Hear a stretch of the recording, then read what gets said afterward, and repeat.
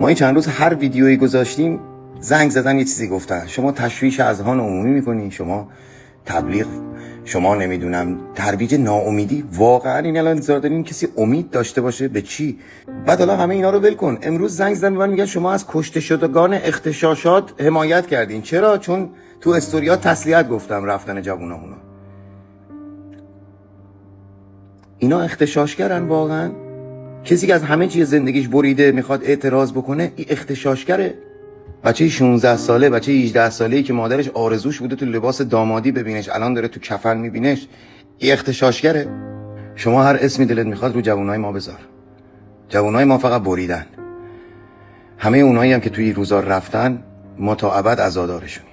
تا ابد.